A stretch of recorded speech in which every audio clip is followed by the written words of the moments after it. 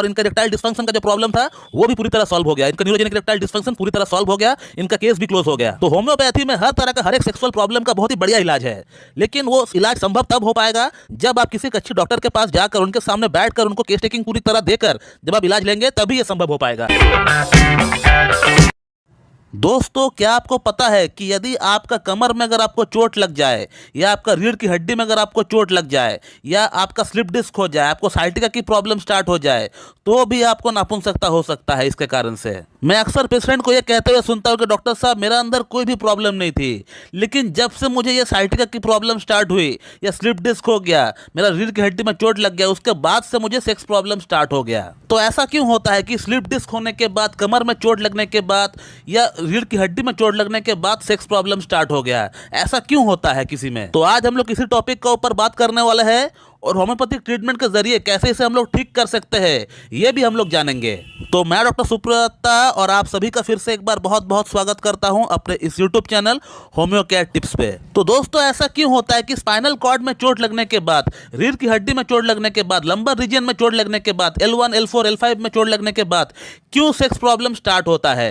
तो दोस्तों, ऐसा इसलिए होता है क्योंकि हमारा दिमाग से, हमारा ब्रेन से, हमारा सेंट्रल नर्वस सिस्टम से ऐसी बहुत सारी मसल निकलती है, ऐसी बहुत सारे नर्व है जो कि हमारा रीढ़ की हड्डी से होते हुए, कमर से होते हुए लिंग तक पहुंचता है, वहां तक सिग्नल पहुंचने का काम करता है। तो जब भी वहां का कोई मसल को चोट पहुंच जाए, दब जाए, कुचल जाए, तो सिग्नल में एक रुकावट पैदा हो जाता है। आपका ब्रेन से जो सिग्नल जाता है अंडकोश तक, उसमें रुकावट पैदा हो जाता है, जिसके कारण से क्या होता है, आपका अंदर सेक्स डिजायर होने के बावजूद भी आप जब भी परफॉर्म करने के लिए जाते हो तो उसमें इरेक्शन नहीं आता है कई बार।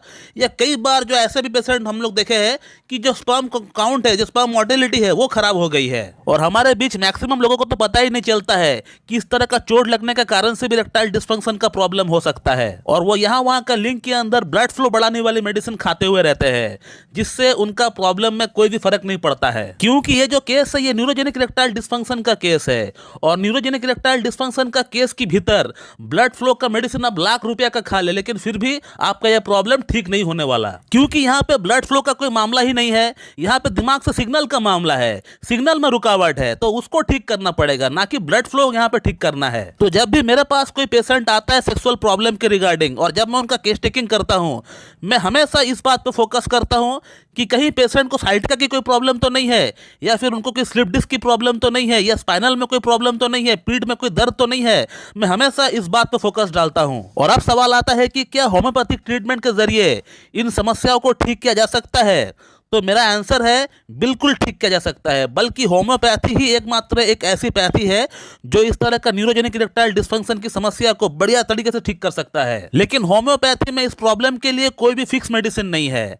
होम्योपैथी में किसी भी प्रॉब्लम के लिए कोई भी फिक्स मेडिसिन नहीं होता है, ये शायद मेरे ख्याल से आप लोगों को पता होगा। यूट्यूब पे आपको ऐसी बहुत सारे झोलाछाप पंडित आपको दिख जाएंगे जो आपको इस समस्या के लिए, कोई कहेगा आपको हाइपरिकम लेने के लिए, कोई कहेगा आपको आर्निका लेने के लिए, कोई कहेगा आपको जिंकम मेड लेने के लिए, कोई कहेगा आपको एगारिकस लेने के लिए।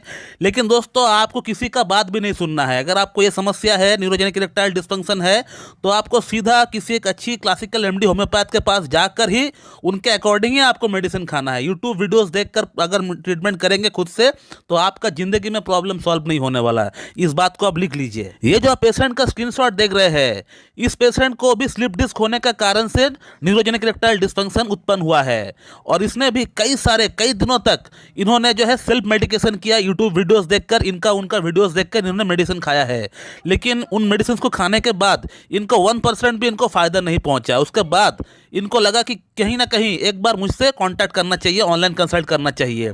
इन्होंने मुझसे आज से 4 महीना पहले कांटेक्ट किए थे अपना सेक्सुअल प्रॉब्लम के रिगार्डिंग, और प्लस साइटिका की जो प्रॉब्लम है उसके रिगार्डिंग हमसे कांटेक्ट किए थे। और अब इस पेशेंट का ट्रीटमेंट चलते हुए हमारे पास 4 महीना हो चुके हैं, और आज से 2 दिन पहले वो हमसे कांटेक्ट किए थे काउंसलिंग कराने के लिए। और काउंसलिंग के दौरान इन्होंने मुझे व्हाट्सएप पे क्या लिखा है, अगर आप थोड़ा वीडियो को पॉज करके पढ़ लेंगे तो आपको समझ में आ जाएगा कि इनको कितना राहत मिल गया है। इनको कौन कौन सी मेडिसिन दी गई थी उसका नाम मैं आपको इन्फॉर्म कर देता हूँ। इनको हाइपरिकम 1 mg का एक डोज दिया गया था, और हाइपरिकम 10 mg का एक डोज दिया गया था।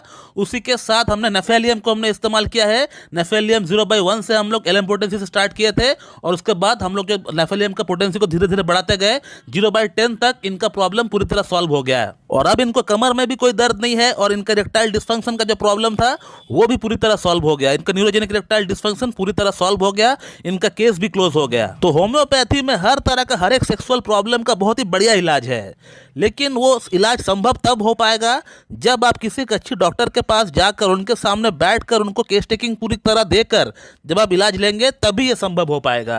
यहाँ वहाँ का वीडियोस देखकर आर्टिकल पढ़कर मेडिसिन खाएंगे खुद से तो वो प्रॉब्लम ठीक होने के चांसेस ना की बराबर है। तो दोस्तों मैं इस वीडियो को यहीं पे एंड करना चाहूंगा। So thank you very much and have a good day.